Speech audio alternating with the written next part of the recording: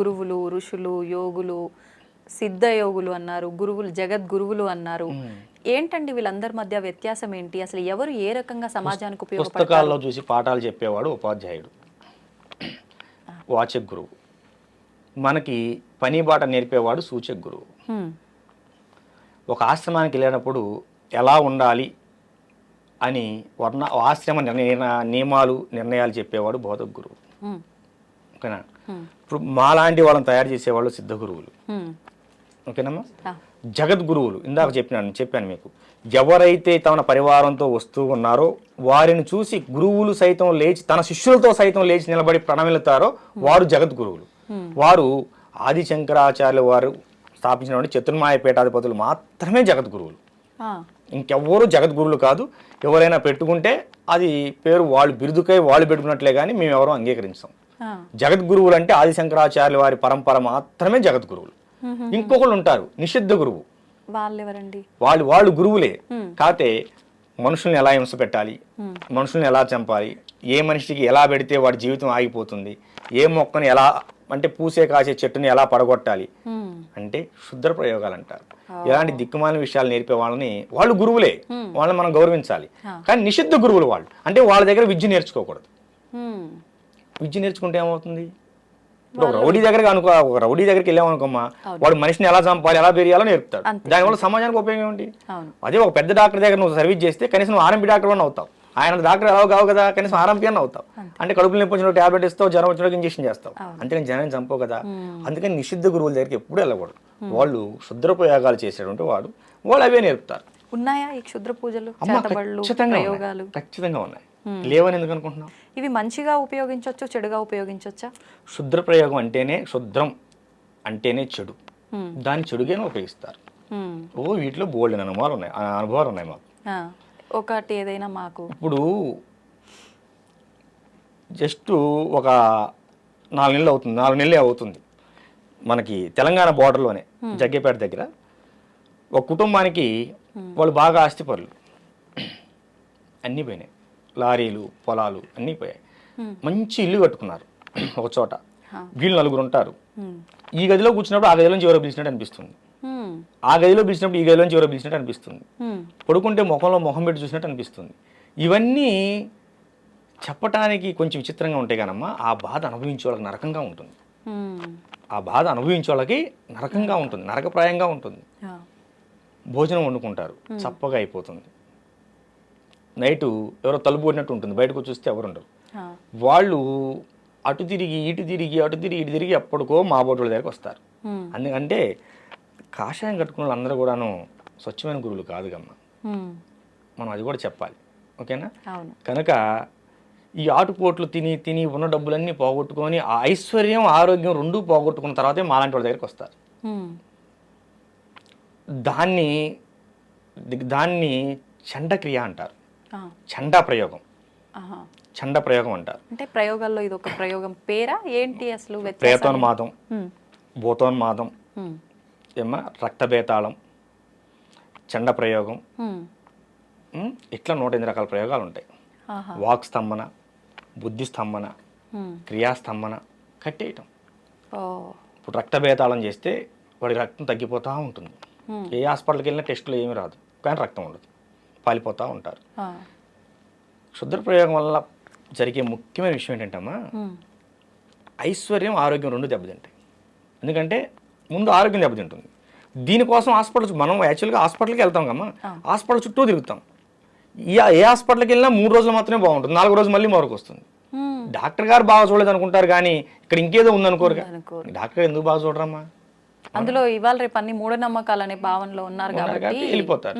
కానీ మూఢనమ్మకం కాదమ్మా, ఖచ్చితమైన నమ్మకం. కర్ణాటకలో ఇప్పుడు కూడా చేతబడుల మీద కేసులు కట్టే సెక్షన్లు ఉన్నాయి, మనం నిరూపించుకోవచ్చు. కానీ మన దగ్గర ఆ సెక్షన్ లేవు. అవి వస్తే బాగుంటుంది ఇప్పుడు కూడా. ఎందుకంటే ఇప్పుడు కూడా మనం చాలా చోట చూస్తుంటాం, మీరు చూడండి, మనుషులు బొమ్మలేసి ముగ్గులేసి వేస్తూ ఉంటారు, నిమ్మకాయలే పెడుతుంటారు. అలానే ఉంటున్నాయా విధానాలన్నీ ఈ చేతబడులకు సంబంధించినవి? కొన్ని అలా ఉంటాయి. శ్మశానంలో ఇంత బూడితో చేయొచ్చు. ఓకేనా? ఇప్పుడు శ్మశాన కాళి త్రైలింగ స్వామి వారు చేశారు. మరి ఆయన గారు మహా గొప్ప యోగి అయ్యారు, 300 సంవత్సరాలు బతికారు కాశీలో. జల సమాధి అయ్యారు, కానీ సమాధి కాల, వెళ్తూ మాయమైపోయాడు పెట్టిలో. అందరు చూస్తుండగానే అవి శాసనాలు ఉన్నాయి, బ్రిటిషర్లు రికార్డ్ చేశారు. వాళ్ళు మళ్ళీ రావాలనుకుంటే వచ్చే అవకాశం వచ్చేస్తారు, వస్తారు. మేము కాశీ వెళ్ళినప్పుడు వారి క్షేత్రానికి ఆ యొక్క ఆశ్రమానికి వెళ్ళలేకపోయాం. అప్పుడు బాగా వర్షాలు, ఎటు వెళ్ళలేని పరిస్థితి, అది దర్శనం చేసుకోలేకపోయాం. కాశీలో కూడా మేము చాలా చోట్ల మేము ధ్యానం చేసుకోవడం జరిగింది. ఈ క్షుద్ర ప్రయోగాలు అనేవి ఉన్నాయి నాన్న. ఇప్పుడు సీరియల్లో మీరు అన్నట్టుగా సీరియల్లో చూపించినట్టు వాళ్ళ వస్త్రాలు, వాళ్ళ గోర్లు, వాళ్ళకి సంబంధించిన ఏదో ఒకటి తీసుకొని దాని ద్వారా చేస్తారని చెప్పి అంటుంటారు కదా, అలానే ఉంటుందండి?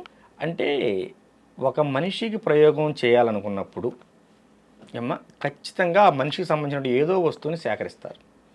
కనీసం అరికాలు కింద మట్టినైనా వాడు నడిచి వెళ్ళిన తర్వాత ఆ మట్టినైనా సేకరించే ప్రయత్నం చేస్తారు. ఇవేమీ స్వీకరించకుండా కూడా ప్రయోగం చేయగల సమర్థులు ఉన్నారు, దుర్మార్గులు ఉన్నారు. ఇవి సేకరించి చేసేవాళ్ళు కూడా ఉన్నారు. కానీ ఖచ్చితంగా వస్త్రం అనే మన వస్తువు ఏదైనా కావచ్చు, మీరు అన్నట్టు గోర్లు కావచ్చు, జుట్టు కావచ్చు, ఏదైనా కావచ్చు, వారికి లభిస్తే 100కి 100 పాలు సక్సెస్ఫుల్గా చేయగలుగుతారు. కనుక కొంచెం మనం ఇవి ఉన్నాయి నాన్న, ఖచ్చితంగా క్షుద్ర ప్రయోగాలు ఉన్నాయి, 100కి 100% ఉన్నాయి. మీరు నమ్మినా నమ్మకపోయినా ఇది వాస్తవం. ఇప్పుడు ఎవరిపైనో ప్రయోగం జరిగింది అంటే వాళ్ళు నానా రకాలుగా ఇబ్బంది పడతారు, ఆఖరికి ప్రాణాలు కూడా కోల్పోతారు. చేసిన వాళ్ళకి ఏంటి ఉపయోగం అసలు దీనివల్ల? మానసిక ఉన్మాదులు అమ్మవాళ్ళు. ఒక పిచ్చి కుక్క ఉన్నది, అది రోడ్డును పరిగెడుతూ మనిషిని కరుస్తుంది, గేదెను కరుస్తుంది, ఆ లైన్లో వెళ్తుంటే మేకను కరుస్తుంది, తన జాతిదైనా సరే కుక్కను కూడా కరుస్తుంది. ఎందువల్ల అది? అప్పుడు వరకు మన ఇంట్లో పెంచుకున్న కుక్కే అది, మనం భోజనం పెట్టాం, దానికి ఉన్మాదం వచ్చింది, పిచ్చని ఉన్మాదం. ఈ క్షుద్ర శుద్ర ఉపాసన చేసే వాళ్ళకు కూడాను వాళ్ళు ఉన్మాదులమ్మ. ఒక ఉన్మాదం వస్తుంది, ఎదుటవాడిని బాధ పెట్టి ఆహా మనం ఇది చేసాం, వాడు ఇబ్బంది పడుతున్నాడు కానీ పైశాచిక ఆనందం పొందుతారు. కానీ వాళ్ళ వంశం నాశనం అవుతుందమ్మ. క్షుద్ర ప్రయోగాలు చేసిన వాళ్ళ వంశం నాశనం అవుతుంది. మొన్న విజయేంద్ర శేఖర భారతీ స్వామి వారు సెలవిచ్చారు దీనిపైన. ఖచ్చితంగా చాలా ప్రమాదం. కాకపోతే ఏంటంటే వాళ్ళు చేసే ప్రయోగాలకి కొత్తగా దాన్ని ఎలా మనం రెమెడీ చేయాలనేది మేము మళ్ళీ తయారు కావాల్సి వస్తుంది. అంత ఇబ్బందికరమైన కొన్ని ప్రయోగాలు వస్తున్నాయి. ఇప్పుడు ఇలాంటి ప్రయోగాలు చేసిన వారు దాని నుంచి బయటపడి పూర్తి నార్మల్గా ఉండే ఆ జీవితాన్ని మళ్ళీ గడపొచ్చు అంటారా? కొన్ని వందల మందికి చేసాము ఈ 15 సంవత్సరాలు. మీరు ఎప్పుడైనా మన కుటీరానికి వస్తే చాలా మందిని చూసుకోవచ్చు. కొన్ని వందల, మొన్న చెప్పాను కదా జగ్గేపేట దగ్గరని, వాళ్ళు నిన్న కూడా మన ఆశ్రమానికి వచ్చి వెళ్ళారు. ఏమో ప్రశాంతంగా ఉన్నారు. ఖచ్చితంగా ఉంటుంది. మనకి ఈ చండా ప్రయోగం అంటే అమ్మ పంది రక్తంతో చేస్తారు, తీసుకొచ్చి పంది రక్తం చల్లుతారు. అర్థమైందా? ఇవి ప్రయోగం ఏంటో కూడా తెలుసుకోవాలి. డాక్టర్ అనేవాడు వైద్యం చేయాలంటే రోగం పలానా తెలుసుకుంటేనే వైద్యం చేయగలుగుతాడు. ఈ ప్రయోగం ఏంటో కూడా తెలుసుకోకుండా గుడ్డిగా వీటి మీద వ్యతిరేకంగా చేసి బాగు చేద్దామనే ప్రయత్నంలో చిన్న చిత్తగా వాళ్ళు చాలా మంది ప్రాణాలు కోల్పోయే వాళ్ళు కూడా ఉంటారు. మేము గొప్ప అని చూపించుకోవాలని ఆలోచనతో చేస్తూ ఉంటారు నాన్న. దానివల్ల ప్రాణాలు కూడా కోల్పోతూ ఉంటారు. ఇంకా అవతల ప్రయోగం చేసిన వాడు గట్టివాడైతే వీళ్ళు ప్రాణాలు కూడా కోల్పోతారు. కనుక కాకపోతే ఒకటి నాన్న, ప్రయోగాలు ఎలా ఉన్నాయో జనంలో భయం కూడా అలాగే ఉంది. మనకు వచ్చే వాళ్ళలో ఒక 10 మంది వచ్చారనుకమ్మా, 2కో 3కో నిజమైన ప్రయోగం ఉంటుంది, మిగతా వాళ్ళు భయంతో వస్తారు. ఇప్పుడు ఒక పెద్ద ఆవిడ ఉన్నది, ఆవిడకి తరచూ నడుము నొప్పులు వస్తున్నాయి, 4 సార్లు హాస్పిటల్కి వెళ్ళిన దగ్గర ఏ కాల్షియం లోపమో ఏదో ఉంటుంది, లేకపోతే సయాటికాలు వస్తూనే ఉంటాయి. పక్కింటి ఎవరో వచ్చి పక్కన మొన్న వాళ్ళకి అలాగే నడుము నొప్పి వచ్చింది, వాళ్ళకి ప్రయోగం అంట అని చెబుతారు. ఇంకోళ్ళు చెప్తారు. సో వీళ్ళు ఏమవుతారంటే అమ్మ ముందు మానసికంగా ఇబ్బందికి లోనవుతారు, మెంటల్గా దాని స్ట్రెస్లోకి వెళ్ళిపోతారు. నాకు కూడా చేశారేమో ఇట్లా మానసిక సమస్యలతో ఇలా బాధపడే వాళ్ళకి ఇది లేదు అని చెప్పినా కూడా నమ్మరమ్మ. నమ్మకపోగా మరో చోటకి వెళ్ళి డబ్బులు ఆగం చేసుకుంటారు. కనుక సరే ఇవి కొంచెం ఆలక్షణాలేనమ్మా, ఇంతటితో పోతుందిలే అని చిన్న చండీ హోమం చేసి, లఘు చండీ హోమం చేసి బొట్టు పెడతాం. ఇక అంతటితో ముందు మనిషికి భయం పోతుంది, భయం పోతే జబ్బు పోతుంది. ఈ కొన్ని రోజుల తర్వాత మళ్ళీ గురువు గారు మాకు నడుము నొప్పులు వస్తున్నాయని చెప్పి వస్తారు. అమ్మ ఏం లేదమ్మా, అప్పుడు దాని తాలూకు గాయమైంది, ఒకసారి హాస్పిటల్లో చూపించుకోమని చెప్తాం. అంతే. చుట్టూ ఉన్నటువంటి వాతావరణం కూడా చాలా మందిని మాకు చేతబడులు చేశారేమో అనే భావనలోకి నెట్టేస్తుంది. ఇది చాలా మందికి ఏటీఎం అయిపోయింది, వాళ్ళ భయాలు వీళ్ళకి ఏటీఎంలు అయిపోయినాయి. అంతేగానమ్మా నిజం ఉంది కానీ అంతా నిజం కాదు. కనుక అన్ని తెలుసుకొని ముందుకెళ్ళాలి. అది తల్లి. ఇప్పుడు ఈ చేతబడులు ప్రయోగాలు విషయంలో ఒక క్లారిటీ వచ్చింది మాకు. మరి ఆత్మలు, దయ్యాలు కూడా ఉన్నాయని చెప్పి, పట్టి పీడిస్తున్నాయని చెప్పి ఈ సినిమాల్లో సీరియల్లో చూసిన తర్వాత ఏమైపోయిందంటే జనాలకి ఎవరిపైన కోపం, ఈ శత్రుత్వం ఉంటే వాళ్ళు చనిపోయి పట్టి పీడిస్తున్నారని చెప్పి ఇలా రకరకాలుగా మాట్లాడుకుంటూ ఉంటారు. నిజంగా ఇవి ఆత్మలు, దయ్యాలు ఉన్నాయంటారా? ఆత్మలు దెయ్యాలు భూతాలు ఉన్నాయి. హ్మ్. దెయ్యాలు ఇంట్లో దూపమే కానీ పారిపోతాయి, ఆహా. అవి మనిషిని ఏం చేయవు. హ్మ్. భూతాలు ఏదన్నా అమ్మవారి గుడిలోకో హనుమాన్ టెంపుల్లోకో ఆంజనేయ స్వామి గుడికి వెళ్ళి ఆ బొట్టు సింధూరం కానీ బొట్టు కానీ తీసుకొచ్చి బొట్టు పెట్టి ఓ నిమ్మకాయ దేవుడు చేస్తే ఇంట్లో అమ్మో పెద్దవాళ్ళు ఎవరో ఉంటారు వాళ్ళు దేవుడు చేస్తే పోతాయి. ఆ. ప్రేతాలు మనిషిని ఇబ్బంది పెడతాయి. ఇప్పుడు ఈ ఆత్మలు, దయ్యాలు, ప్రేతలు డిఫరెన్స్ ఏంటండి? ప్రేతాలు అనేవి అన్ఎక్స్పెక్టెడ్గా మరణం పోలేనటువంటి ఆత్మలు, ఇంకా బతకాల్సిన సమయం ఉండి, ఓకేనా, ఏదైనా బలమైన కారణం వల్ల చనిపోతారు. వీళ్ళకి బ్రతకాలని మనసులో లాగుతుంటుంది, కానీ ఆ కారణం వీళ్ళని చంపేస్తుంది. సో ఆ బలమైన కారణం వల్ల వీళ్ళు బలవంతంగా మరణం పొందేటప్పుడు వీళ్ళు భయపడతారు. అయ్యో దానివల్ల నేను చచ్చిపోవాల్సి వస్తుంది, నాకు బ్రతకాలని అనే భావన ఉంటుంది, కానీ చనిపోతారు. ఈ భావనలో ఏం చేస్తారంటే ఈ ఆత్మ అనేది బయటికి పోకుండా మరొక జీవి మీద చేరి ఇది బ్రతకాలనుకుంటుంది. ఇది బ్రతకాలనే క్రమంలో ఏం చేస్తారంటే దాంట్లో ఉన్న ఆత్మ లాగేసి నేను జరబడాలనే భావనకు వెళ్తుంది. ఆత్మ అనేది పోతే ఆ శరీరం కూడా పడిపోతుంది అంతే కదా. కానీ ఆ విషయం ఈ ఆత్మకు తెలియదు కదా, ఈ ప్రేతాత్మకి. దీనివల్ల ఏమవుతుందంటే ముఖం పాలిపోవటం, పిచ్చి పిచ్చి కలర్ రావటం, ఎప్పుడు ఒళ్ళు నొప్పులు చేయటం ఇత్యాది లక్షణాలు ఉంటాయి. ఊకొని జ్వరాలు రావటం, ఇలాంటి లక్షణాలు ఉంటాయి. కానీ దాన్ని చాలా గట్టిగా పూజ చేయాలి, అంత తేలిగ్గా పోవు. ఇది హనుమాన్ తంత్రం కానీ కాళీ తంత్రం కానీ పూజ చేయాలి. ఈ కాళీ తంత్రం అనేది కాళీ ఉపాసకుల దగ్గరికి వెళ్తే ఇలాంటివి చాలా సింపుల్గా వెళ్ళిపోతాయి. కాళీ తంత్రం అనేది చాలా గట్టిది కనుక ఉన్న దశమహావిద్యల్లో అతి గొప్ప విద్య, మొదటి విద్య కాళీ తంత్రం. ఈ కాళీలో కూడా రకాలు ఉంటాయి. దక్షిణ కాళీ, భద్రకాళి, శ్మశాన కాళీ, చండీ కాళీ, ఇలా రకాలు ఉంటాయి, 8 రకాలు ఉంటాయి. వీటిలో దక్షిణ కాళీ చేసిన వారు రామకృష్ణ పరమహంస. రామకృష్ణ పరమహంస దక్షిణ కాళీ దర్శనం పొందారు. శ్మశాన కాళీ చేసిన వారు త్రైలింగ స్వామి వారు. త్రైలింగ స్వామి వారి తల్లి చనిపోయిన తర్వాత ఆయన శ్మశానంలో ఖననం చేసిన తర్వాత తల్లిని ఎక్కడైతే ఖననం చేశారో అక్కడే 10 సంవత్సరాల పాటు సాధన చేశాడు. 10 సంవత్సరాల అక్కడ నుంచి మన రాజమండ్రి అయినమ్మా ఆయన గారిది. అక్కడ నుంచి ఇక ఒక్కొక్క ప్రాంతం వెళ్తూ గురువు ద్వారా వెళ్ళిపోతూ కాశీలో స్థిరపడిపోయారు. 150 సంవత్సరాలు కాశీలో ఉన్నారు. 300 సంవత్సరాలు బ్రతికారని బ్రిటిష్ వారు గెజిటెడ్ నోట్ చేశారు. కాళీ సాధకులు. కాళీ అనేది చాలా శక్తివంతమైన సాధన, కాదు అమ్మవారు రూపం చూడడానికి భయంగా ఉంటుంది. కనిపిస్తారా సాధన చేసే వాళ్ళకి అమ్మవారు? దర్శనం వినిపిస్తారు కూడా. వినిపిస్తారు. ఎలాంటి ప్రశ్నలు అడుగుతారని ఇలాంటి వాటికి రాను నేను, ఎందుకంటే ఇది చాలా నిగూఢమైన అంశం. శాస్త్రం ఏం చెప్పిందంటే అమ్మ, సృష్టికారమైనటువంటి సంసారం, భార్యాభర్తల సంసారం 4 గోళ్ల మధ్య ఎంత గుట్టుగా సాగాలో అంతకి 100 రెట్లు గుట్టుగా ఒక సాధకుడి యొక్క సాధన సాగాలి అని చెప్పారు. ఇప్పుడు ఏం చేశారు, చిన్న పెద్ద అని తేడా లేకుండా అందరు దాన్ని బయట వేసే ప్రయత్నం చేస్తున్నారు. ఇది చేయండి వశీకరణ అయిపోతారు, లవంగాయలు కట్టుకోండి డబ్బులు వస్తాయి, అందరు లవంగాయలు కట్టుకుంటాంగా. అవునమ్మా, మీరు కూడా ఎన్ని చేయటం ఎందుకు? స్టూడియోలో కాసిన లవంగాయలు 4 కుప్పలు పోసుకుని అందరికి వస్తాయిగా. అది కాదు నాన్న, సాధన ఖచ్చితంగా సాధన చేయాలి. దాన్ని ఖచ్చితంగా గురువు పర్యవేక్షణలో చేయాలి. ఎందుకు గురువు పర్యవేక్షణలో చేయాలంటే ఇప్పుడు ఎంబీబీఎస్ అయిన డాక్టర్ను కూడా మరో డాక్టర్ దగ్గర ట్రైనింగ్కి పంపిస్తారు. ఎందుకని? నువ్వు పుస్తకాల్లో చదివింది వేరు, వాస్తవంలో చేసేది వేరు. ఎక్కడైనా సరే అమ్మా, గురువు ఏది చెప్పాడో అది చేయాలి. ఈ విషయం జాగ్రత్తగా వినండి. గురువు ఏది చెప్పాడో అది చేయాలి సాధకుడు, శిష్యుడు అనేవాడు. ఇప్పుడు కానీ ఒక్క విషయం నాన్న, కానీ గురువు ఏం చేస్తున్నాడో నువ్వు అది చేయకూడదు. గురువు ఏది చెప్పాడో అది చేయాలరా తల్లి, కానీ గురువు ఏం చేస్తున్నాడో అది చేయకూడదు. గురువు అన్ని సాధనలు చేసి పూర్తి చేసిన తర్వాత ఆయన ఏదైనా చేయగలడు. గురువు గారు చేశారు నేను చేస్తాను చేయకూడదు. గురువు ఏం చెప్పాడో అది చేయాలి. నా గురువు నాకు సగం వరకు నన్ను యోగి పూర్ణచంద్ర మహారాజు గారు నడిపించి లింగైక అమ్మవారి లలితాదేవిలో ఐక్యమైపోయారు. 2 సంవత్సరాలు బాధపడ్డాను. నాకెట్లా ఏంటిది అమ్మవారిని విపరీతమైన సాధన చేశాను, కాళీ సాధన. మరి నా గురువు నాకు నేర్పేళ్ళాడు కదా, అన్ని అసంపూర్ణంగా ఉండిపోయాయి. నా జీవితం అంటే ఒక చోట వేద సదస్సు జరుగుతుంది. వేద సదస్సుకు నన్ను కూడా ఆహ్వానించారు. హిమాలయ బాబా ఆయన గారు కూడా హిమాలయాల నుంచి వచ్చారు. అక్కడ సిద్ధయోగి గారు వచ్చారు. సిద్ధయోగి గారు వచ్చినప్పుడు అక్కడ నేను స్పీచ్ ఇచ్చాను.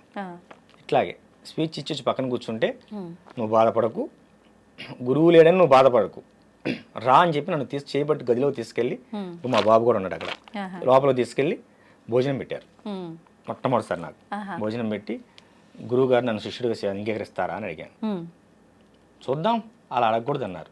తర్వాత ఎన్నో పరీక్షలకు నెగ్గి, ఆ పరీక్షల్లో నెగ్గిన తర్వాత ఈ కాళీ సాధనని గురువు గారు నాతో పూర్తి చేయించారు.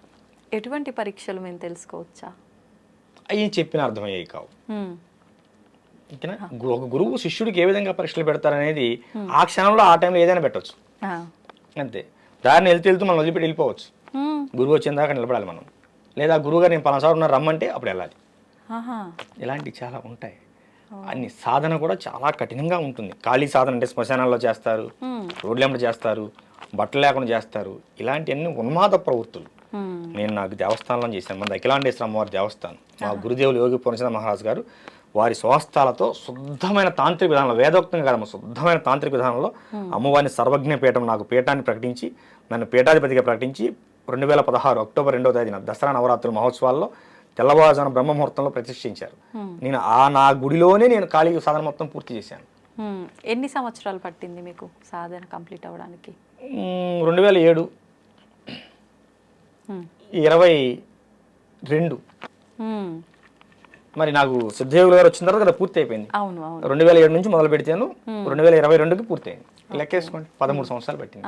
15 సంవత్సరాలు పట్టింది. ఇప్పుడు ఎలా ఉన్నారు సాధకులు? ఇవాళ మంత్రం ఇచ్చారు గురువు గారు, మనకి ఎప్పుడు ఫలితం వస్తుంది?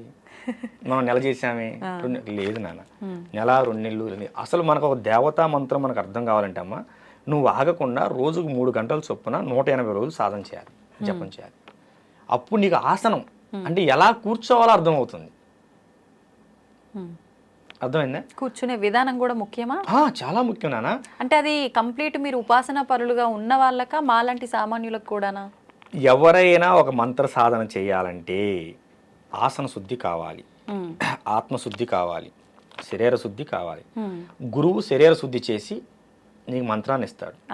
ఈ మంత్ర సాధనలో ఇన్నాళ్ళు దీన్ని చేయి అంటాడు, చేయాలి.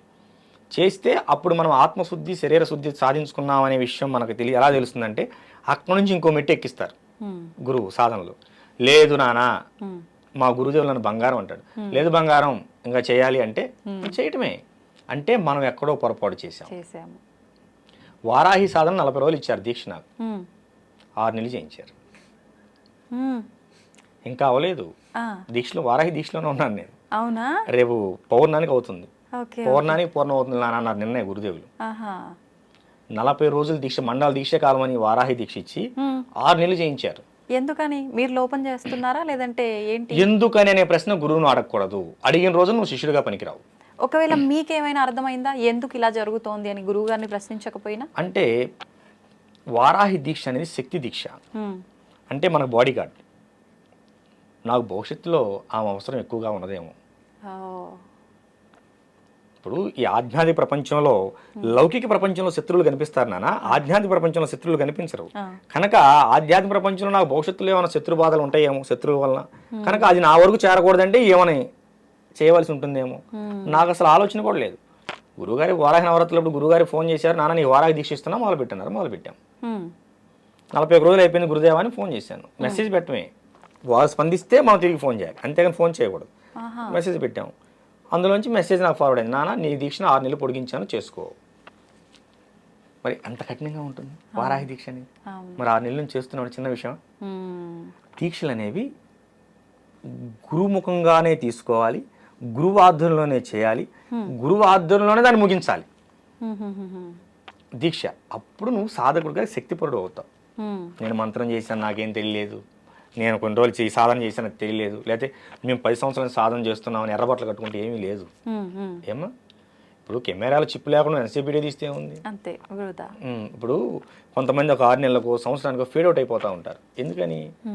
ఏదో కాస్త కూర్చి చేసినటువంటి శక్తి సాధనా ఫలం అనేది నీ చుట్టూ కొంత ఆరా ఉంటుంది. ఈ లౌకిక ప్రపంచంలో కొన్ని రోజులు నువ్వు మెరుస్తావు, తర్వాత ఒక గురువు అనేవాడు నాన్న నిత్య సాధకుడై ఉండాలి, నిత్యం సాధన చేస్తూనే ఉండాలి. దీపం అనేది వెలుగుతూ ఉంటేనే మరొక దీపాన్ని వెలిగించగలదు, చీకట్లో నీకు దారి చూపించగలదు. గురువు అనేవాడు నిత్యం వెలుగుతూనే ఉండాలి, అంటే నిత్యం సాధన చేస్తూనే ఉండాలి. ఇది మా గురుదేవులు మాకు చెప్పినటువంటి మాట. మా పూర్ణచంద్ర మహారాజు గురుదేవులు కానీ సిద్ధయోగులు వారు కూడా చెప్పినటువంటి మాట. పూర్ణచంద్ర మహారాజు గారి యొక్క సాధనలో ఉన్నప్పుడు కొంచెం ఉద్వేగంగా ఉండేవాడిని, ఆవేశపూరితంగా ఉండేవాడిని.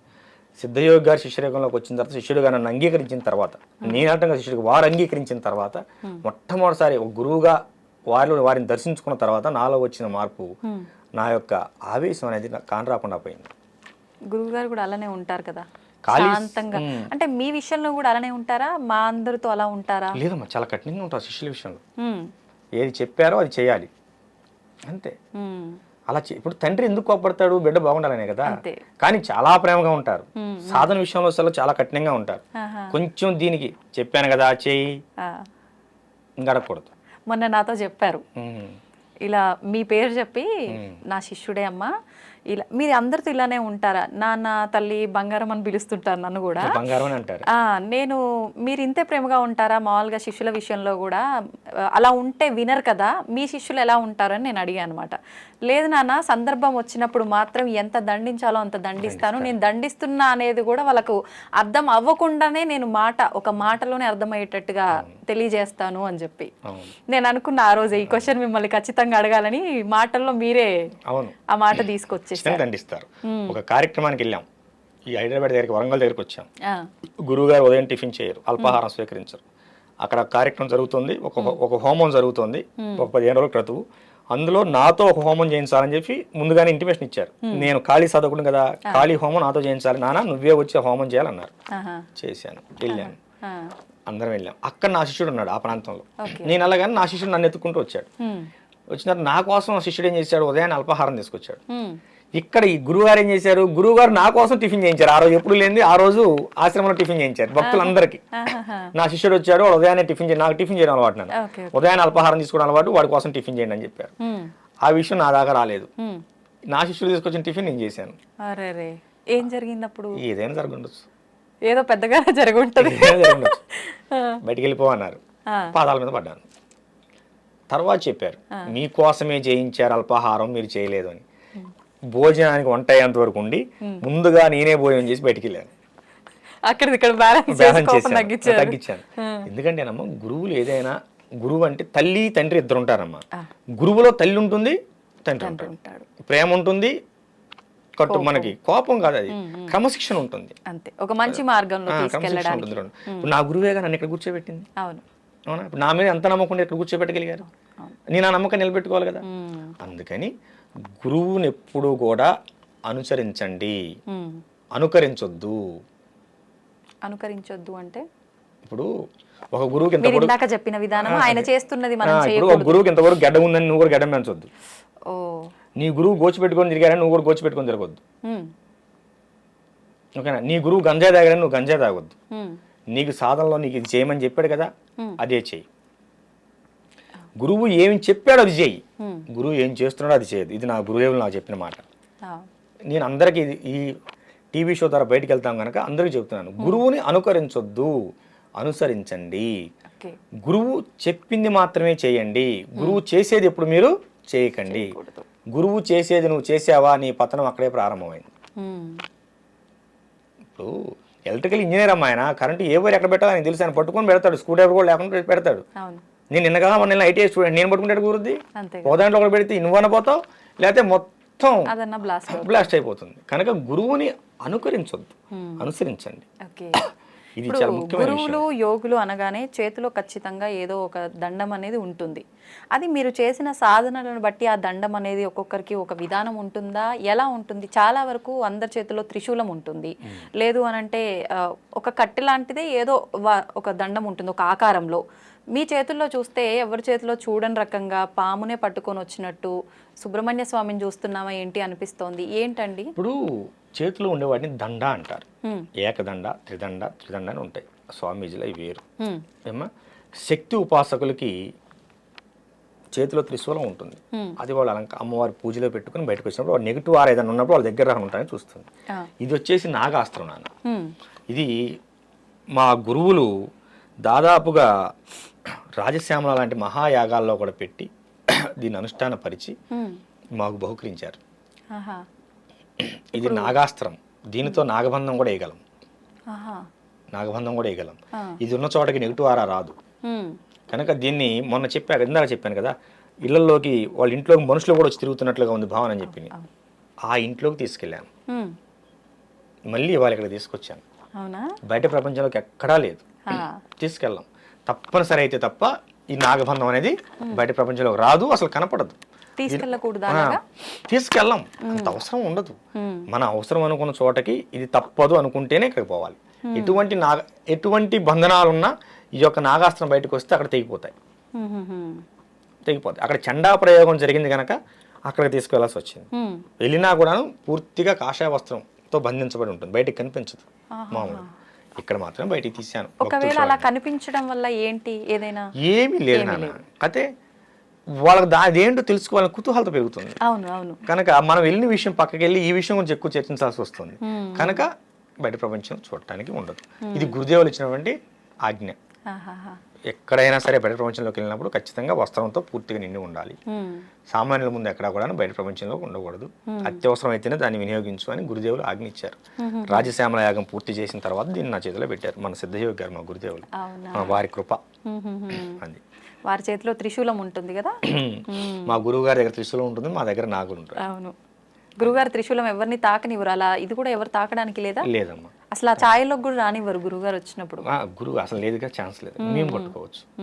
మా శిష్యులు మా గురువు గారి దగ్గర ఆ త్రిశూలాన్ని నేను ఒక్కనే పట్టుకోగలను, అందరికి కూడా ఎవరు. మళ్ళీ అంటే అంత శక్తివంతమైనది కాబట్టి సామాన్యులు తాకడానికి వీలు లేదనా, లేదంటే తాకే అర్హత వాళ్ళకి లేదనా? తాకే అర్హత లేదమ్మా, అర్హత అందరికి ఉంటుంది, అది కాదు. దానికి ఒక శక్తి ఉంటుంది. గురువులు నిత్యం అనుష్ఠానం పరిచి దాన్ని అభిషేకిస్తూ ఉంటారు గురుదేవులు. కనుక దానికి కొంత శక్తి ఉంటుంది. దాన్ని నువ్వు తట్టుకోగలిగావు అనుకో పర్లేదు, తట్టుకోలేకపోతే కనుక దాన్ని ఎవరిని ముట్టుకొని, అది అర్హత ప్రతి ఒక్కరికి ఉంది. ఇగో హిందూ ధర్మంలో వచ్చినటువంటి ఇబ్బంది ఇదే, వాడు అంటరాని వాడు, ఈ లోపల రాకూడదు, ఇలాంటివి చేయటం వల్లనే మనకు మత మార్పులు అవుతున్నాయి. మన మత మార్పిడికి మనమే కారణం, ఇంకెవరో కాదు. కనుక అర్హత లేదనే పదం ఇక్కడ వాడొద్దు. గురువు అలా ఎప్పుడు కూడా చూడడు గురుదేవులు. కాకపోతే యోగ్యతను పరిగణలో తీసుకుంటారు. నువ్వు అంతకుముందు ఎలా ఉన్నావు, ఇంటి దగ్గర మాంసాహారం పూజించి వచ్చావు, దారిలో నీకేమైనా తగిలారేమో, నువ్వు స్నానం చేసావో లేదో, మరి శుచి శుభ్రం అనేది మన సనాతన ధర్మంలో చాలా ముఖ్యమైన విషయం. కనుక అందులో గురువులు ఏం చేస్తారంటే ఒక ఆయుధాన్ని, దాన్ని అస్త్రమే అనుకో, ఆయుధమే అనుకో, ఆభరణం అనుకో, దాన్ని గురు పరంపరలో శిష్యుడికి ఇవ్వడానికి ఇష్టపడతారు. కనుక దాన్ని ఎవరిని ముట్టనివ్వరు. దాన్ని ఎవరన్నా శిష్యుడు ముట్టాడు అంటే వాడికి అనుగ్రహిస్తారు భవిష్యత్తులో అని అర్థం. మరి నేనైతే ముట్టాను, మరి నాకు అనుగ్రహం ఉందో చూడాలి. ఓకే. అయితే ఇప్పుడు మన సనాతన ధర్మం, మన హిందూ ధర్మం అనగానే మనకు గుర్తొచ్చేది భగవంతుడు, పూజలు, ఇవన్నీ కూడా. ముఖ్యంగా మీరు ఇందాక చెప్పినట్టు హనుమాన్ చాలీసా చదువుకోమన్నప్పుడు బ్రహ్మ ముహూర్తంలో చదివితే ఎక్కువ ఫలితం అన్నారు.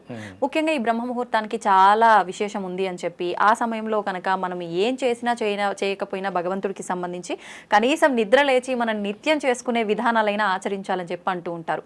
ఎందుకని ఆ ముహూర్తంలో అంత గొప్ప ఏముంది అసలు? బ్రహ్మ ముహూర్తం, ప్రాతకాలం, ప్రదోషకాలం, సంధ్యాకాలం. బ్రహ్మ ముహూర్తం 4 గంటల నుంచి 6 గంటలకి. ప్రాతకాలం అంటే ఉదయ గడియలు, సూర్యుడు ఉదయించిన దగ్గర నుంచి. సంధ్యాకాలం అంటే సాయంత్రం 4 తర్వాత నుంచి 6 గంటల వరకు వచ్చేది కాదు. ప్రదోషకాలం, అదే దాన్ని ప్రదోషకాలం అంటారు. సూర్యుడు ఉదయించక ముందు, ఉదయించిన తర్వాత, సూర్యుడు అస్తమించక ముందు అంటే అస్తమించే ముందు, అస్తమించిన తర్వాత, ఇవి శక్తివంతమైన సమయాలు. ఇది మన ఋషులు చెప్పారు, ఇవి చాలా శక్తివంతమైన సమయాలు. ప్రదోషకాలంలో సాయంత్రం పూట గోవులు నడుస్తూ ఉంటే ఆ గోధూలి మీద కనుక పడితే మనం స్నానం చేసిన పని లేదు, దాన్ని గోధూలి స్నానం అంటారు, గిట్ల నుంచి స్నానాన్ని. అది ఆ సమయంలో మనకి ప్రకృతి నుంచి శక్తి అనేది గట్టిగా ఉత్పన్నం అవుతూ ఉంటుంది. ఏమ్మా, దీన్ని మనం సద్వినియోగపరుచుకోవాలి, మన ఆహారాన్ని ఉత్తేజపరుచుకోవాలి. ఆ సమయంలో ప్రకృతి చాలా ప్రశాంతంగా ఉంటుంది. నువ్వు చెప్పే ప్రతిదీ కూడా ప్రకృతి వింటుంది. నీ భావాలను మొత్తం ప్రకృతి అర్థం చేసుకుంటుంది. ప్రకృతి నీకేమి ఇవ్వాలో అది ఇస్తుంది. 4 గంటల తర్వాత మనిషి నిద్రపోకూడదని చెప్పిందమ్మా మన సప్త ఋషుల దగ్గర నుంచి మనకి ఋషి పంచమి. ఎందుకు చెప్పింది? దాన్ని బ్రహ్మముహూర్తం అంటారు. ఎందుకు బ్రహ్మముహూర్తం అంటారు అంటే ఆ సమయంలో నువ్వు ఏది చేసినా నువ్వు బ్రహ్మగా ఉంటావు గనక, నువ్వే బ్రహ్మవి. అంటే సామాన్యుడు అర్థం కావడానికి చెప్తున్నాను ఇట్లా, నువ్వే బ్రహ్మవి అంటే బ్రాహ్మణులు మాత్రమే లేచి 4 గంటలు లేచి గుళ్ళు అర్చన చేయాలి, అది తప్పు. అందరూ చేయాలి, కాకపోతే ఆ ఆచారాన్ని బ్రాహ్మణులు మాత్రమే పాటిస్తున్నారు. మన ధర్మాన్ని వాళ్ళు మాత్రం నిలబెట్టడానికి ప్రయత్నం చేస్తున్నారు. మీరు ఒక విషయం గమనించండి, బ్రాహ్మణ వ్యవస్థ కనుక లొంగిపోతే ఎప్పుడో మన భారతదేశం క్రైస్తవ్యం అయ్యేది. అవునా? ఎలాంటి పరిస్థితుల్లో కూడా వ్యవస్థ వాళ్ళు లొంగలేదు. గుళ్ళకు తాళాలు వేసినా కూడా ఇంట్లో కూర్చొని అర్చనలు చేస్తున్నా కానీ, ఇప్పుడు రుద్రాభిషేకము, అమ్మవారికి లలితానో, శ్రీఖడ్గమాలో, హీంకారస గరితానో సుఖాం అనుకుంటూ ఇంట్లో చదువుకున్నారు తప్ప ఇంకో దానికి లొంగలేదు. అవును. కనుక నువ్వు కూడా బ్రహ్మవేం చెబుతుంది. అనుష్ఠానం బ్రహ్మముహూర్తంలో నువ్వు చేసే అనుష్ఠానం వల్ల నువ్వు కూడా బ్రహ్మవేం చెబుతుంది. ఎందుకని చెబుతుందంటే ఆ సమయంలో నువ్వు ఏది చేసినా ప్రకృతి ఉంటుంది. అవును. ప్రకృతి నీ మాట వినాలంటే నువ్వు ఆ సమయాన్ని లేచి పని చేసుకోవాలి అంతే. దానికి ఇంక వేరేది వద్దు. ఇక లోతుకి వెళ్తే మనం వేదాలు ఉపనిషత్తుల్లోకి వెళ్ళాలి. సామాన్యుడికి అర్థమయ్యే విధంలో చెబుదామని నేను ఇంతటితో ముగించాను. తల్లి, అయితే ఇప్పుడు దీపారాధన, ధ్యానము, ఎన్నో రకాల మార్గాలు ఉన్నాయి భగవంతుణ్ణి చేరుకోవడానికి, మోక్షం పొందడానికే మనం ఈ జన్మ తీసుకున్నాము. మనకున్న కర్మల్ని తొలగించుకొని ఒక మంచి ఉత్తమమైన జన్మ తీసుకొని తర్వాత భగవంతుడిలో ఐక్యం అయిపోవడము, ఇదంతా మాట్లాడుతూ ఉంటారు. అయితే నిజంగా నవవిధ భక్తి మార్గాలు అని చెప్పి అంటుంటారు. ఏ మార్గం ఎంచుకున్నా పర్వాలేదు, నువ్వు భగవంతుని చేరుతావని అంటుంటారు. కొంతమంది అతిగా ప్రదర్శిస్తుంటారు దేవుడి విషయంలో భక్తి, అది ఏ మార్గం ఎంచుకున్నా. కొంతమంది అసలు ఏమీ చూపించరు, నాకు మనసులో భగవంతుడు ఉన్నాడు చాలు అని అనుకుంటారు. కొంతమంది మాట్లాడుతున్నాను చాలు అనుకుంటారు. అసలు ఏంటి, ఏ రకంగా ఉంటే నిజంగా మనం ఈ మోక్షాన్ని పొందుతాము? నిజంగా మోక్షం పొందడం కోసమే మనం ఈ జన్మ తీసుకున్నామా? అసలు మనిషి జన్మకు అర్థం ఏంటి? మోక్షాన్ని పొందాలి అనే విధానం ఈ భూప్రపంచం మీద నుండి చాలామంది మానవులు అనుకోరు. ఎందుకంటే మోక్షం అనే పదం కూడా చాలామంది వాళ్ళ జీవితకాలంలో పలకరు. మొదటి విషయం. రెండు, నువ్వు భక్తి మార్గంలో ఏ మార్గంలో ప్రయాణించినా నీకు మోక్షం వస్తుంది. రెండు. మూడు, అతి అనేది ఎక్కడ తినే ఆహారం దగ్గర నుంచి నువ్వు చేసే భక్తి వరకు అతి అనేది ఎక్కడా కూడా మంచిది కాదు. ఓకేనా? నవవిధ మార్గాల్లో ఏ మార్గంలో అయినా సరే నువ్వు పూజ చేసుకోవచ్చు. ఏ మార్గం లేదు, నువ్వు అడవిలో కూర్చున్నావు, ధ్యానం చేసుకో, నామస్మరణ చేయి. ఈ కలియుగంలో అన్నిటికంటే ముఖ్యమైనది ధూపం, దీపం, నైవేద్యం, నామం. అమ్మా, ఒక ప్రమిదిలో దీపం వెలిగించు, ఒక బెల్లం ముక్క పెట్టు, నమస్కారం పెట్టుకో. నువ్వు శివయ్యకి దీపం పెడుతున్నావు అనుకో, శివ శివ శివ శివ అనుకుంటూ ఉండు. నారాయణకి పెడితే రామ రామ రామ అనుకుంటూ ఉండు. అమ్మకు పెడితే అమ్మకు బోల్డ్ అని పేర్లు. నువ్వు ఏ పేరుతో పూజిస్తే ఆ పేరు. దుర్గమ్మ పెట్టావనుకో, దుర్గమ్మ దుర్గమ్మ అనుకో, శ్రీదుర్గ శ్రీదుర్గ అనుకో, అయితే శ్రీమాత్రేమో శ్రీమాత్రేమో అనుకో, లలితాకైతే ఓ సహస్రనామాలు. ఏమమ్మా పెట్టుకో. నువ్వు ఏ విధంగా చేసినా నీ ఆత్మశుద్ధి ప్రధానం. ఎదట వాడిని మోసం చేయాలి, ఎదట వాళ్ళని ఇబ్బంది గురి చేయాలి, ఎదట వాడిని హింస పెట్టాలనే భావనలు మనసులో పెట్టుకొని బయటికి శివయ్య అంటేనే, నారాయణ అంటేనే, అసలు ఏమనకపోతేనే. కనుక మనిషికి మోక్షం ఎక్కడ వస్తుందంటే నువ్వు తెలుసుకున్నప్పుడు వస్తుంది. నువ్వు ఎదటవాడు, నువ్వు నేను సమానమైన విషయం భావన వచ్చినప్పుడు మోక్షం వచ్చినట్టే. అంత జ్ఞానం రావాలంటే సాధ్యమేనా ఈ సామాన్యులకి? నేను చాలా మందిని చూశాను, ఫ్యాంట్ షర్ట్లు వేసుకొని అవధూతలుగా బ్రతుకుతున్న వాళ్ళని నేను చాలా మందిని చూశాను. చీమకు కూడా అపాయం చేయని వాళ్ళని చాలా మందిని చూశాను. వాళ్ళు కలియుగంలో వాళ్ళు ఉన్నటువంటి పరిస్థితుల్లో వాళ్ళు ఉద్యోగరీత్యాలు, వ్యాపారీత్యాలు చేస్తూనే ఉంటారు, మనసులో నిత్యం నామస్మరణ చేస్తూనే ఉంటారు. అలాంటి వారిని నేను చాలా మందిని చూశాను. ఉంటారు, లేరు అనుకోకు. కాకపోతే వాళ్ళు అసలు భక్తిని ఎక్కడ ప్రదర్శించరు. కనుక ఉన్నారమ్మా, అలాంటి గొప్ప వాళ్ళు ఉన్నారు కాబట్టి మన ధర్మం ఇంకా బ్రతుకుంది. ఇప్పుడు హిందూ శంకర సభ ఉంది కదమ్మా, అలాంటి వాళ్ళు బోల్డ్ మంది వస్తారు. వాళ్ళని ఎవరిని ఆహ్వానించాల్సిన పని లేదు, తెలిసింది కదా. ఏ బస్సు ఎక్కువ, ఆటో ఎక్కువ వచ్చేస్తారు. కనుక మన ధర్మానికి వాళ్ళే నిజమైన కాపలాదారులు. వాళ్ళు నిజమైన కాపలాదారులు తల్లి. అది ఇప్పుడు ఆడవారి విషయానికి వస్తే చాలా రకాల అన్యాయాలు, దుర్మార్గాలు, ఇంట్లో వాళ్ళే ఆడవాళ్ళని గౌరవించని కొన్ని కుటుంబాలను కూడా చూస్తున్నాం. నిజంగా తీసుకుంటే మన పురాణాల్లో కూడా వారి వెంట యుద్ధానికి ఆడవారిని తీసుకెళ్లిన సందర్భాలు ఉన్నాయి, వాళ్ళ సలహాలు తీసుకున్న సందర్భాలు ఉన్నాయి అని అంటే అవి ఒకసారి మనం వింటే గనక ఎంత ప్రాధాన్యత ఉంది స్త్రీకి అనేది అర్థమవుతుంది. మరి ఈ ప్రస్తుత సమాజంలో ఎందుకు ఆ విలువ దక్కటం లేదంటారు? త్రేతాయుగం పరశురాముడు రేణుకమ్మని నరికినందుకేగా యుగం అంతమైంది. కృతయుగం, త్రేతాయుగం సీతమ్మని ఎత్తుకెళ్ళినందుకేగా రావణాసురుడు అర్థమైపోయింది, యుగం అయిపోయింది.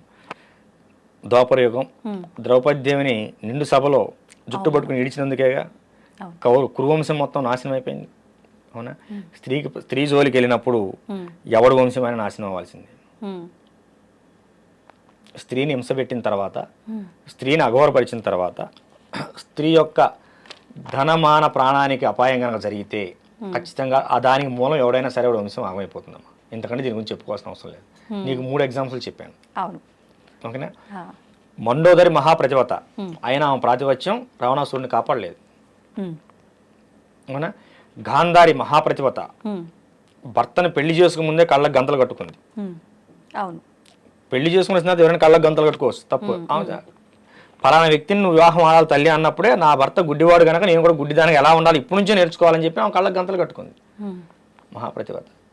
పుత్ర ప్రేమ. కొడుకులు తప్పు చేస్తుంటే ఏం చేయలేకపోయింది. అమ్మా, నిండు సభలో ద్రౌపది ఏకవస్త్రంతో రజస్వలైనటువంటి స్త్రీని ఏకవస్త్రంతో ఈడ్చినప్పుడు వికర్ణుడు మాత్రమే అడ్డు చెప్పాడు. వికర్ణుడు మాత్రమే అడ్డు చెప్పాడు. లేచి ధర్మరాజు ఓడిపోయిన తర్వాత పందెం కట్టాడు, ఇది నగ్గదు, ఈ కురు సభలో ఇంతమంది గొప్ప గొప్ప ఉన్నారు, భీష్ముని తాత అది నువ్వు అన్యాయం చేస్తున్నావు, ఇది కరెక్ట్ కాదు అన్నప్పుడు కర్ణుడు దుర్యోధనుడు గద్దిస్తారు వికర్ణుడిని, నీకేం చేస్తుంది వర్మి అని. చివరికి వికర్ణుని చంపాల్సి వచ్చినప్పుడు భీముడు బాధపడతాడు. వికర్ణ, నువ్వు మా వంశంలో నువ్వు మా తోడుగా మాకు తోడుగా పుట్టవలసిందిరా. కురువంశంలో కురుసభలో అంతమంది కౌరవ సభలో ద్రౌపదిని అవమానిస్తుంటే నువ్వు ఒక్కడవే నిలబడి మాట్లాడావు, కానీ యుద్ధ నీతి నేను చంపక తప్పలేదురా అంటే, నా ధర్మం నేను మాట్లాడాను అన్నయ్య ఆ రోజున, నీ ధర్మం నువ్వు కానీ అని చెప్పి అంటాడు. తప్పదు, నా ధర్మం నేను మాట్లాడు, కానీ నా మాట విలువ లేదుగా, ద్రౌపదిని ఎవరు ఆపలేదుగా, నా మాట లెక్కలేదు కదా. ఈ యుద్ధం వచ్చింది, నేను నీకు శత్రుపక్షంలో ఉన్నాను కదా, కానీ యుద్ధం చేద్దాం, సావో గెలుపో ఓటమో మరణమో జీవమో కానీ అంటాడు, చచ్చిపోతాడు. భీముడి చేతులు చనిపోతాడు. వాడిని చంపిన తర్వాత కూడా భీముడు కళ్ళం నిలబెడతాడు, వికర్ణ ఎంత పని అయిందిరా అని. ఏమ్మా, శత్రువును సైతం కంటతడి పెట్టేలాగా చేసిందా లేదా వాడి నీతి? చేసింది. ఏమ్మా, ధర్మం ఎప్పుడు కూడా ఒంటరిగా ఉన్నా విజయం సాధిస్తుంది, దానికి నీతి ఎప్పుడు తోడై ఉంటుంది. ఓకేనా? ఇప్పుడు ఇంతమందిని కాపాడిన కృష్ణుడు అభిమన్యుని ఎందుకు కాపాడలేదు? అహంకారం పొడిచినప్పుడు, వాడు అహంకార పూర్తయినప్పుడు ఎవడైనా పతనం అవ్వాల్సిందే. రథసారథి అర్జునుడు రథసారథి. అభిమన్యుడు అంటాడు, నానా అభిమన్య ఇంత కురుస్తాం జరుగుతుంది, మనం లోపలికి వెళ్ళకూడదు, వద్దు నానా పరిస్థితులు బాగలేవంటే, నేను ఇప్పుడు మంచి ఆవేశంగా ఉన్నాను, ఇప్పుడు శ్రీకృష్ణుడు అర్జునుడు ఎదురైనా కూడా వాళ్ళని కూడా చంపేస్తా అంటాడు. ఖతం, వాడి జీవితం అంతటితో ముగిసిపోవాల్సిందే. అంటే అహంకారం ఎంత స్థాయికి వెళ్ళిందంటే దేవుని సైతం చంపుతానే స్థాయికి వెళ్ళిపోయింది. మేనమామ దేవుడితో సమానం. ఓకేనా? కనుకమ్మ, స్త్రీని అవమానించిన, అవహేళన చేసిన, తన యొక్క ధన మాన ప్రాణానికి ఇబ్బంది కలిగించిన, ఖచ్చితంగా వాడు వంశమే నాశనం అవుతుందమ్మా. ఇప్పుడు ఎక్కడైనా సరే చూడు, వంశాలే నాశనమే, ఒక్కడి నాశనం కాలేదు, వాడు వంశమే నాశనం అయిపోయింది. సో కనుక ఇది తెలిసిన వాడెవడు కూడా స్త్రీ జోలికి వెళ్ళాడు. మరి వెళితే వాడు సుఖంగా ఉండలేడు.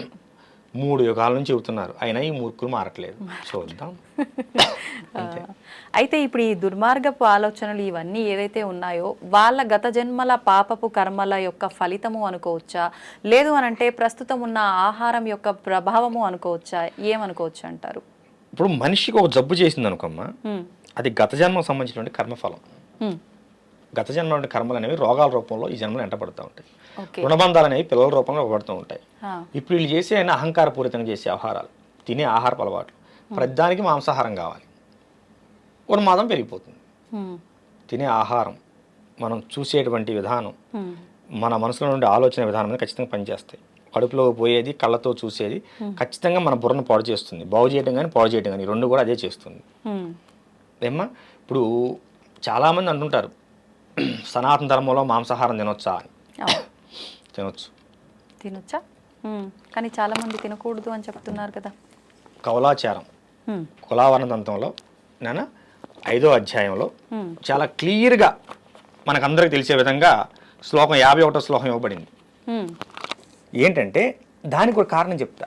ఒక పశువుని ఏదైనా సరే నువ్వు వధించాలనుకున్నప్పుడు, వధించాల్సిన అవసరం ఏర్పడినప్పుడు, అది నీ ఆహారంగా కావచ్చు, భగవత్ మరో దానికి కావచ్చినప్పుడు, శివుడికి అంటే నువ్వు ఇష్టదైవానికి నివేదన చేస్తూ, ఈ పశు జన్మ నుంచి నీకు ముక్తిని కలిగిస్తున్నాను, నీ యొక్క ఆత్మ ప్రశాంతంగా ఉండుగాక అంటే మంత్రం చెబితే అందరికి అర్థం కాదు కదమ్మా, ఆ విధానం చెప్తున్నాను, ఉండుగాక అని చెప్పి మనం తలుచుకొని దాన్ని బలి పశువుగా పూజ చేసి బలి చేయాలి. దాన్ని 10 మందికి మనం పలహారంగా ప్రసాదంగా పెట్టవచ్చు, ఆహారంగా తీసుకోవచ్చు. ముస్లిమ్స్ కూడా చేసేటువంటి అలాల్ అనే పద్ధతి అదే. వాళ్ళు మక్కా వైపు తిప్పి అలాల్ చేస్తారు. ఆ విధానం మనకు పూర్వీకులు ఎప్పటి నుంచో ఉంది. మనం ఉన్నదాని లేదు అనకూడదు. నేను ప్రామాణికం కూడా చూపించాను మీకు. ఏమా, కులావరణ తంత్రం అది కౌలాచారానికి సంబంధించింది. కాకపోతే విచ్చలవిడితనం లేదు. కానీ మన దగ్గర మనం ఆచరించేది కవలాచారమా కాదనుకుంటాను కదా. ఎక్కడైనా నువ్వు మాంసాన్ని వినియోగించాలంటే ఆచారం చేయాల్సిందే, ఆచారంలోకి వెళ్ళవలసిందే. ఇప్పుడు మాంసం కావాలంటే జంతువులు వధించాల్సిందే కమ్మా. అంతే. మనం పాలకూర పప్పు చేసుకుని మాంసం కావాలంటే అవుతుందా? లేదు, కాదు కదా. మనం దక్షిణాచారంలో ఉండి వామాచారాన్ని అవలంబించాలంటే కుదరదు, వామాచారంలోకి వెళ్ళాల్సిందే దాంట్లో చేయాలంటే. కనుక కౌలాచారం వామాచారం దానికి సంబంధించినవే, కులాచారానికి సంబంధించినవి. మనకి ప్రతి గ్రామానికి ఊరు బయట ముత్యాలం ఉంటుంది, ఊళ్ళో బొడ్రాయి ఉంటుంది, బొడ్రాయి ప్రతిష్టప్పుడు దున్నపోతుని బలిస్తారు, అందరూ తెలిసిందే, బహిరంగానే ఇస్తారు. మరి అప్పుడు వీళ్ళందరూ ఏమైపోయారు పండితులందరూ. కానీ ఇప్పుడు అంటున్నారు కదా అవి కూడా తప్పు. ఇక్కడే వస్తుంది నాన్న, మన ధర్మం ఇక్కడే భ్రష్టపడుతుంది. నువ్వు గతాన్ని మర్చిపోవద్దు. గతంలో మనకంటే గొప్ప వాళ్ళు ఉన్నారు, నువ్వు గొప్పవాళ్ళని భావించు, నువ్వు గొప్పవాళ్ళైతే కావచ్చు, కానీ మన పూర్వీకులు ఎందుకు అవమానిస్తావు? మన పూర్వీకులు గొప్పవాళ్ళు కాదా? కొన్ని వేల సంవత్సరాలకు ఎందుకున్నది ఈ ఆచారం? మీరు పెట్టింది కాదే, నేను పెట్టింది కాదే. ఈ మాంసాహారం అనే ఆచారం కొన్ని వేల సంవత్సరాలుగా లేకపోతే, కొన్ని యుగయుగాలుగా లేకపోతే అసలు మేకను నువ్వు ఇంట్లో పెంచవలసిన అవసరం ఎందుకు వచ్చింది? చెప్పు నాన్న. దాన్ని పెంచడం వల్ల నీకు వచ్చిన ఉపయోగం ఏంటి? ఆడుతూ పాడుతూ పెంచుకునేది ఆవు కాదే. మన ఇంట్లో మన ఆచారం సనాతన ధర్మం ప్రకారం అది గోవు కాదే. మరి గోవు కానప్పుడు మనం గోవును మాత్రమే పాలు కోసం, ప్రేమ కోసం, ఆధ్యాత్మం కోసం పెంచుకుంటాం. ఏ తల్లి, అవునా కాదా? ఎందుకంటే మనం ఉదయం లేవగానే గోవుని చుట్టాన్ని ఆనందపడతాం, సర్వదేవతలను చూసినట్టు సంతోషపడతాం, గోవుని తాగి పులకరిస్తాం. నువ్వు మేకను తాగి పులకరించవే, గొర్రెని తాగి పులకరించలేవే. మన నీ ఇంట్లో కోడి ఎందుకు? అడవిలో కోడి తిరుగుతున్నాయి కదా, నువ్వు ఇంట్లో కోడి ఎందుకు పెంచుతున్నావు? నువ్వు పెంచలా, నీ పూర్వీకులు పెంచారు. ఏనా? వాస్తవాలు మాట్లాడుకుందాం. వాస్తవాలు ఎప్పుడు కఠినంగా ఉంటాయి. జ్వరం తగ్గించి టాబ్లెట్ ఎప్పుడు చేదుగా ఉంటుంది. నువ్వు తినటాన్ని నువ్వు ఆధ్యాత్మికం నేర్పు, ఆహారాన్ని గురించి చెప్పు మాకు. ఆధ్యాత్మికం మాత్రమే చెప్పు. ఒక ఆధ్యాత్మికంలోకి వచ్చినప్పుడు వాడు ఎలా ఉండాలని వాడే మారుకుంటూ వస్తాడు. ఒక స్థాయికి వెళ్ళిన తర్వాత మాంసాహారం తినకూడదు అనే విషయం వాడికి తెలిసినప్పుడు వాడే మానుతాడు. నువ్వు ఆహార అలవాట్ల గురించి చెప్పకు. ఎప్పుడైతే నువ్వు వాడి వ్యక్తిగత జీవితంలో జరపడతావో వాడి ఆహార అలవాట్లకు సరితూగేటువంటి వేరే మతాన్ని ఎత్తుకుంటాడు. అవునా కదా తల్లి? ఇప్పుడు మన పూర్వం, ఇప్పుడు గ్రామానికి ఊరు బయట, మా జుజ్జూరు గ్రామంలో ఊరు బయట ముత్యాలం తల్లి ఉన్నది. ఆమెను 1819వ సంవత్సరంలో పునఃప్రతిష్ఠ చేసినట్టు ఉన్నది. అంటే ఇప్పుడు 200 సంవత్సరాలు దాటిపోయింది. పునఃప్రతిష్ఠ చేసినట్టు, అంతకుముందు ప్రతిష్ఠ చేసి ఎన్నాళ్ళు అవుతుంది మనకు తెలియదు కదా. పునఃప్రతిష్ఠ చేసినట్టు ఉంది. మరి ఆమె దగ్గర ఎప్పటి నుంచో సాధులు జరుగుతున్నాయి కదా, కొన్ని వందల వేల సంవత్సరాల నుంచి. అప్పుడు నువ్వు పుట్టావా, నేను పుట్టానా, ఇది చెప్పిన వాళ్ళు పుట్టారా? కానీ అప్పుడు వేదం పుట్టే ఉందిగా, ఉపనిషత్తులు ఉన్నాయిగా, ఏమ్మా అన్నీ ఉన్నాయి కదా, మన పురాణాలు ఉన్నాయిగా. మరి అప్పుడు వాళ్ళకి తెలీదా? కనుక ఎదుట వాళ్ళ ఆహారం మీద నువ్వు ప్రవచనాలు ఇవ్వకు. గరికపాటి వారు, చాగంటి కోటేశ్వర గారు లాంటి మహానుభావులే ప్రవచనకర్తలు, వాళ్లే ఒప్పుకున్నారు మాంసాహారం నిషిద్ధం కాదు నాన్న, విచ్చలవిడిగా తీసుకోకు. మాంసాహారం తీసుకున్న రోజు దేవాలయానికి వెళ్ళకూడదా నిజంగానే? అలా మరి ఒక జీవిని చంపి నువ్వు తిన్న తర్వాత నీ శరీరం మైలైనట్టేగా. మరి అమ్మవారికే నివేదన చేస్తుంటారు కదా, నువ్వు నివేదన చేసుకుని బయటకు వచ్చావుగా. నివేదన చేసే ముందు అక్కడ నువ్వు మాంసాహారం తీసుకుని వెళ్ళలేదు కదా. ముందు అక్కడికి వెళ్ళి ఈ బలి పశువుని పూజ చేసి బలి ఇచ్చిన తర్వాత అక్కడ నువ్వు బయటకు వచ్చేస్తావుగా. ఏమ్మా అయిపోయింది అంతటితో. కానీ ఇప్పుడు ఏమైందంటే తినే తిండిలో మాంసం, తాగే దాంట్లో మాంసం, ఈ ఫ్రైడ్ రైస్లని, నూడిల్స్లని, సర్వం కోడిగుడ్లని, అవన్నీ అంతా మాంసాహారం నిషేధం కాదు కానమ్మా, మన శాస్త్రం ప్రకారం విచ్చలవిడితనం లేదు. కావాలంటే మీ పూర్వీకులు ఎవరైనా పెద్దవాళ్ళు ఉంటాడు, ఇంటికి కొత్తలుడు వస్తే ఏదన్నా ఒక కోడి లాంటి దాన్ని దేని చేసి పెట్టేవాళ్ళు, ఏదైనా పండుగ వస్తే చేసి పెట్టేవాళ్ళు. అంతేగాని ఇట్లా వారం అసలు ఆదివారం తినడం అసలు లేదు మనకి. ఆదివారం కల్చర్ అనేది బ్రిటిష్ వాళ్ళు వచ్చిన తర్వాత వచ్చింది మన కల్చర్. ఆదివారం కల్చర్ అసలు మనకు లేదు. మన ఇంటికి ఏదైనా పండగ అయితే లేదా మన ఇంటికి ఎవరైనా బంధువులు వస్తే అప్పుడు మాత్రమే మాంసాహారం ఉండేది. మన దొడ్లో చిక్కుడుకాయ ఉండేది, వంకాయ ఉండేది, బెండకాయ ఉండేది, బీరకాయ ఉండేది, అన్నీ ఉండేవి. వాళ్ళు వచ్చారు గనక ఇంట్లో, అది కూడా ఇంట్లో పెరిగిన దాన్నే పెట్టేవాళ్ళు, ఇంట్లో పెరిగిన కోడినే వాళ్ళకి చేసి పెట్టేవాళ్ళు.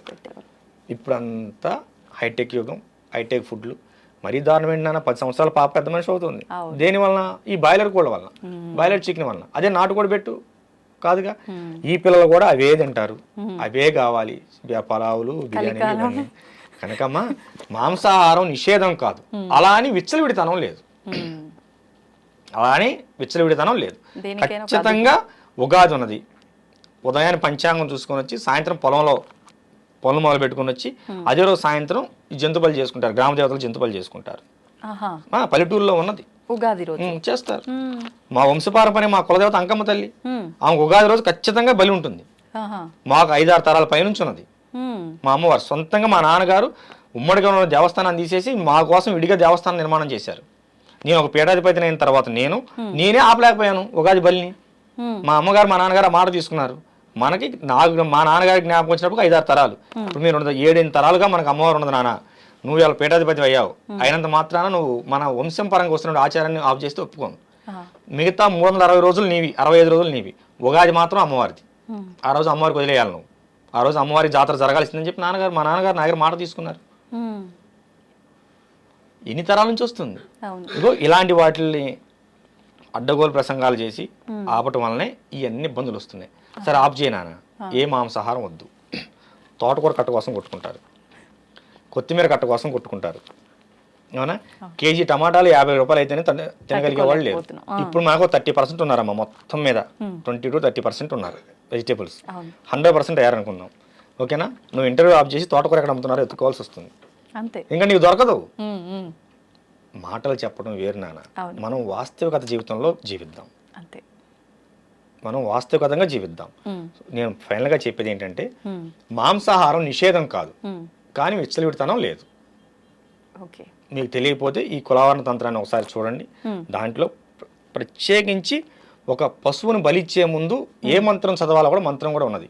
ఆ మంత్రం అనేది నువ్వు పక్క బయట ప్రపంచంలో తీసుకొచ్చి 10 మందికి నేర్పితే మన వాళ్ళు ఇంకో చోటకి వెళ్ళి అలాగే మాంసం తినాల్సిన అవసరం ఉండదు. మనం చెప్పం, వాడిని చేయనీయం. ఇప్పుడు వాడి వృత్తి వాడు చేసుకుని బ్రతుకుతుంటే వాడిని వద్దంటాం. నువ్వేం ఆ వృత్తిలో ఎలా నడవాలో నువ్వు నేర్పవు. ఏమ్మా, రేపు సంక్రాంతి తర్వాత ఈ మంత్రాన్ని ఒక 10 మందికి నేర్పుదాం అనుకుంటున్నాను. ఈ మాంసాహారం జంతు బలి మంత్రాన్ని బాబు హలాల్ మంత్రం ముస్లింస్కే కాదు హిందువులకు కూడా ఉన్నది. బలి మంత్రం అని చెప్పి ఒక 10 మందికి నేర్పితే ఈ 10 మంది వెళ్ళి ఇంకో 10 మందికి నేర్పుతారు. మరి ఇప్పుడు పనిలో పని చెప్పేస్తే లేదు నాన్న, గురువు గారు అనుమతి లేదు. అవునా? సరే గురువు గారిని అడిగి చెబుదామని ఆగాను. ఒకవేళ మీరు గురువు గారు అనుమతి ఉన్నా ఇలా వీడియో రూపంలో అందరికి చెప్పొచ్చు. అవకాశం ఉంటే మళ్ళీ మీ ఛానల్లోనే చెబుతాను విషయాన్ని అంతా. ఓకేనా? అది ఖచ్చితంగా చెప్పాలి నాన్న. ఇప్పుడు కటిక వాళ్ళ ఒక తెగ ఉన్నది, మన హిందూ ధర్మంలో కటిక తెగ ఒకటి ఉన్నది. అవునండి. వాళ్ళే మాంసాహారం చేస్తారు. వాళ్ళు గాని రజకులు గాని చేయొచ్చు. అసలు వాళ్ళిద్దరికి తప్పు లేదు.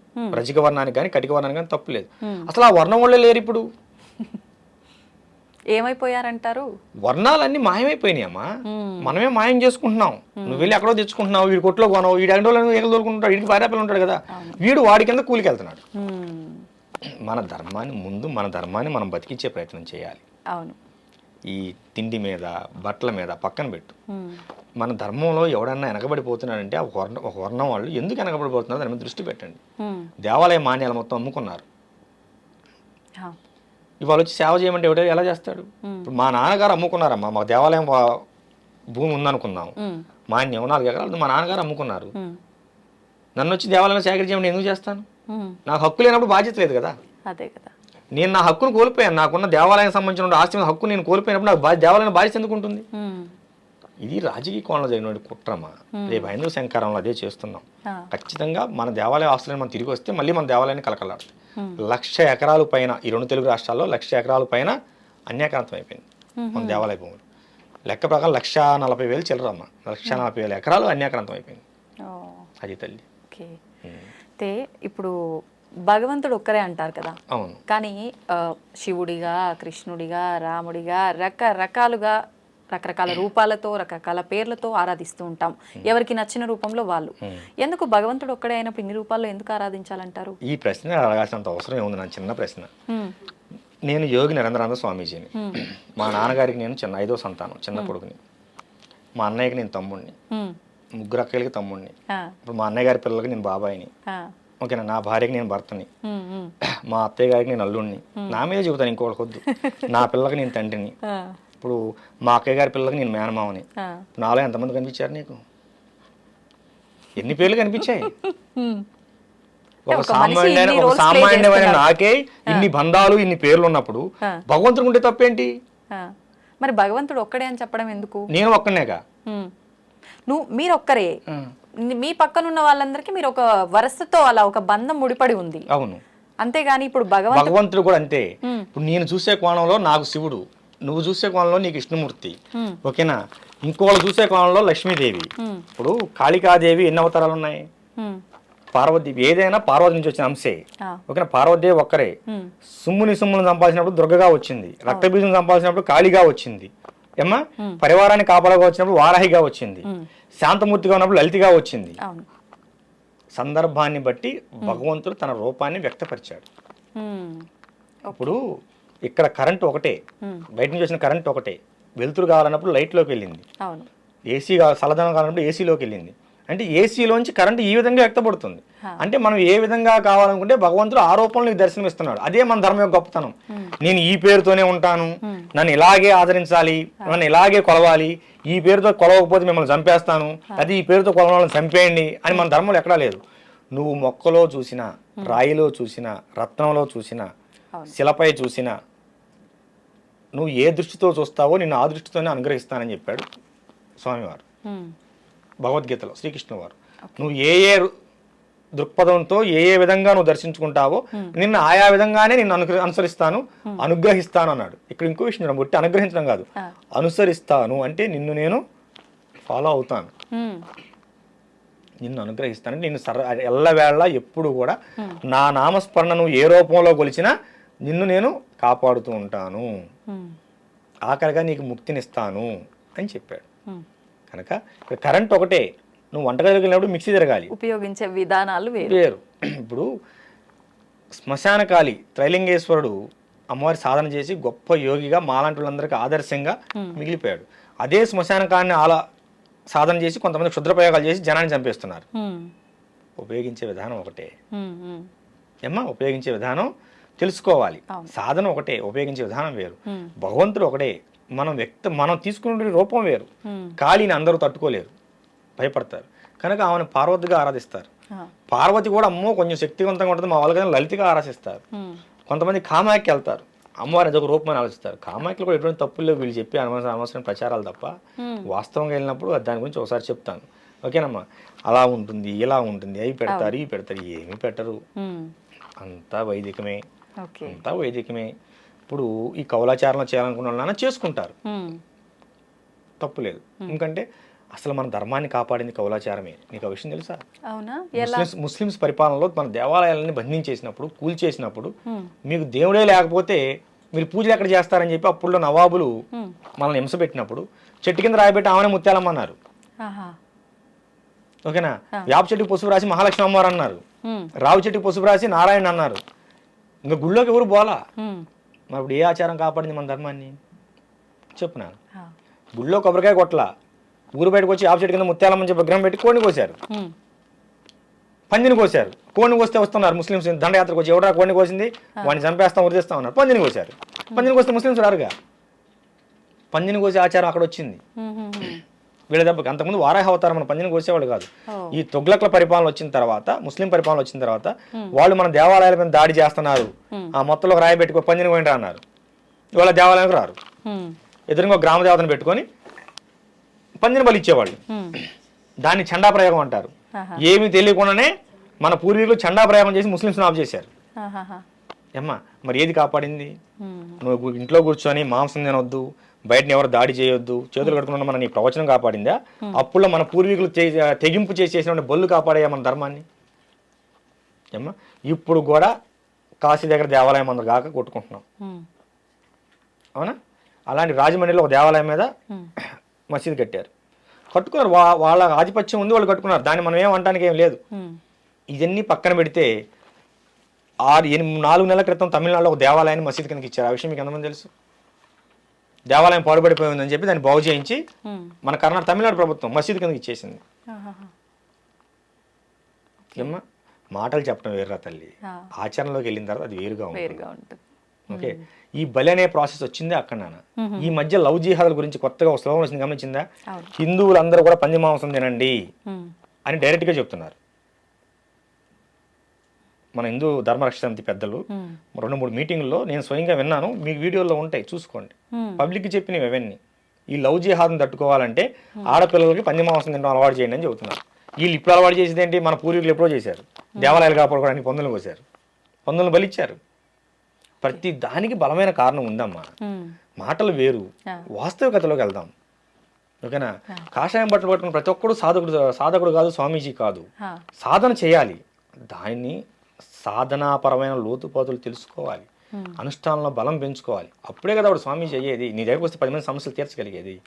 అదేవిధంగా ఒక మాట చెప్పేటప్పుడు కూడా దాని పూర్వాపర విశేషాలను పూర్తిగా తెలుసుకోవాలి. అసలు ఈ బలి అనే ప్రాసెస్ ఎందుకు వచ్చింది అన్ని పక్కన పెట్టు. అసలు పందులు ఎందుకు బలిస్తున్నారు దేవుళ్ళకి, దీన్ని చెప్పు అమ్మా. ఎందుకు బలిస్తున్నారు? ఈ ముస్లిం దండయాత్రలను తట్టుకోవడం కోసం చేశారు. చాలా దేవాలయాలు పాయడానికి వచ్చినప్పుడు పందులను కోసి రోడ్డుకి అడ్డంగా పడేసి మన వాళ్ళు దేవాలయాలను కాపాడుకున్నారు దండయాత్ర సమయంలో. ఇప్పుడు చెప్పు, బలి అవసరం ఉన్నదా లేదా? మీరు చెప్పండి. నేనేం చెప్పను. చెప్పురా బంగారం, ఇంత చెప్పాను, అడిగావు కదా. ఎవరు చెప్పిన విధానం వింటే అప్పుడు అది రైటే అనిపిస్తుంది. విధానం వాస్తవాన్ని ఆలోచించు.